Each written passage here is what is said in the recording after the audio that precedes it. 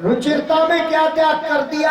सती माता को त्याग कर दिया। रुचिर रकार तजदीनी सती सी नार। भगवान राम जी ने रुचिर रकार के बिन सती जैसी नारी त्याग दी। रुचिर का मतलब होता है अच्छा। आप लोग सोचेंगे महाराज जी ने रुचिर को अच्छा बोला है। सुनिए, आप कभी रामायण पढ़ेंगे, अब कथा आपकी चल रही इसलिए बीच में नहीं बोलते ज्यादा। कथा आप सुनिए, आप कभी रामायण पढ़ेंगे तो रुचिर भगवान को आपको बालकांड में रुचिर मिलेगा। भगवान के जब भोजन करते हैं तो तुलसी बाबा ने रुचिर बोल दिया। जब वनवास गए तो वनवास को भी रुचिर बोल दिया।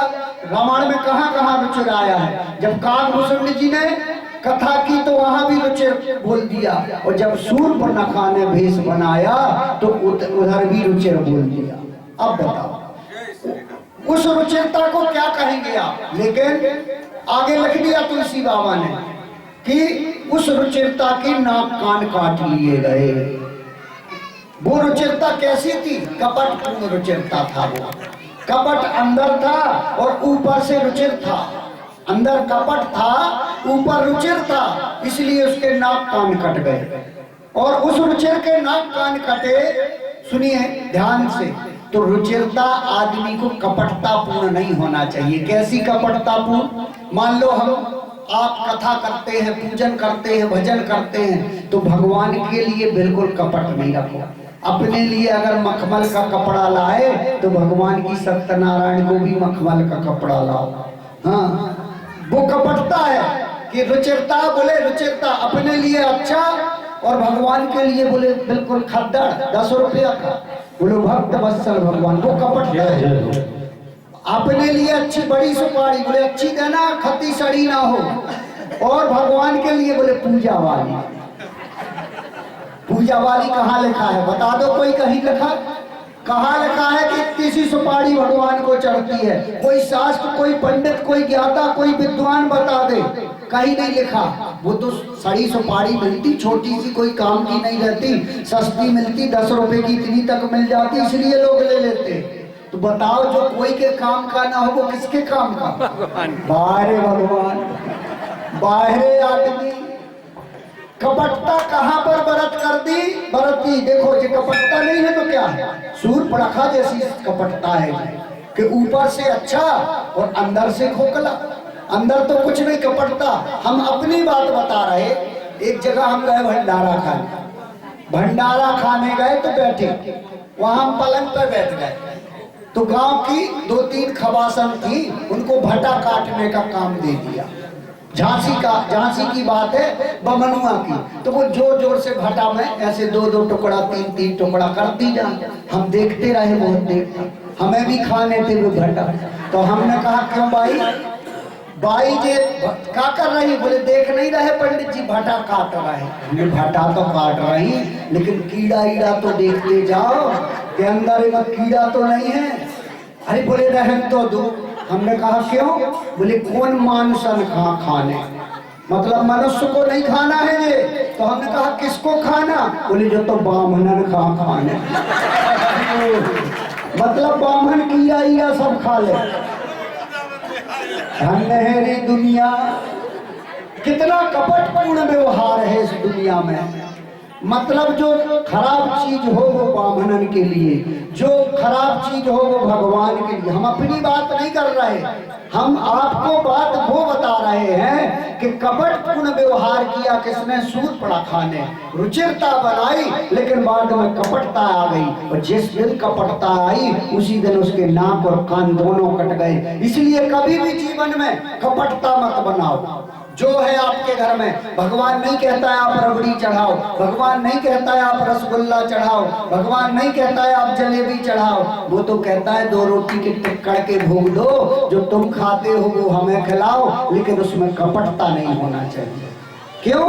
निर्मल मन जना सो मोहि पावा, और मोहि कपट चले चेतन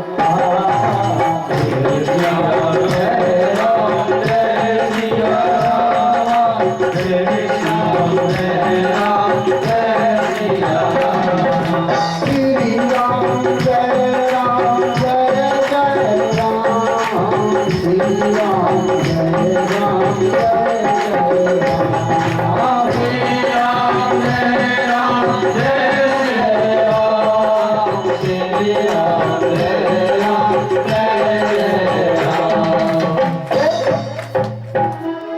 हमारे अंदर निर्मलता होना चाहिए, निष्कपटता होना चाहिए। भागवत जी के जब चतुर्थ स्कंद में जाएंगे तो कपिल मुनि माता देवहूति से कहते हैं कि माँ, कपिल मुनि माता देवभूति से कहते हैं कि माँ, जब आदमी अहिंसा सत्यमस्तेयम अहिंसात्मक बन जाता है, सत्यता को धारण कर लेता है और निष्कपट बन जाता है, उसी समय में उसको प्राप्त हो जाता हूँ। भगवान कपिल भगवान का अवतार है। उनने कहा मैं उसी समय उसको प्राप्त हो जाता हूँ। भगवान क्यों नहीं मिलता? आदमी का है बाहर से तो कहता है कि तेरा तुझको अर्पण क्या लागे मेरा प्रभु, क्या लागे मेरा, तेरा तुझको अर्पण,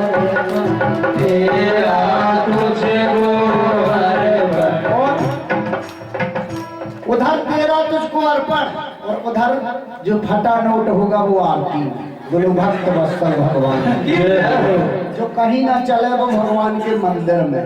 बाहरे तेरा तुझको अर्पण, गड्डी उसने दी और उसको अर्पणता में बड़ी कंजूसी। अरे बिल्कुल ऐसा मत। एक मंदिर गए हम, एक मंदिर गए, राम जी के मंदिर खड़े थे, राम राजा ओरछा खड़े थे। एक बाबूजी खूब बड़ा चंदन लगाए, अच्छा त्रिपुंड, और हमारे बाजू से खड़े थे। हम बता रहे लोगों की, वहां आरती बित्ती चल रही थी। देख दोहा आया कि अर्थ न धर्म न काम रुचि गति न चाहो निर्वाण, जन्म जन्म रति राम पले यह वरदान नयन। इसका मतलब जानते, न अर्थ चाहिए, पैसा चाहिए नहीं हमें, न धर्म चाहिए, न गति चाहिए, न मोक्ष चाहिए, हमें तो आपकी कृपा चाहिए जन्म जन्मांतर। बाबूजी भी वो प्रार्थना कर रहे थे और जब पैर पड़ने लगे तो 100 का नोट डला था तो बाबूजी ने हाथ से दाब लिया। बोलो भक्त वत्सल भगवान। हम देख रहे थे, बाबूजी धीरे से जेब में डाल दिया।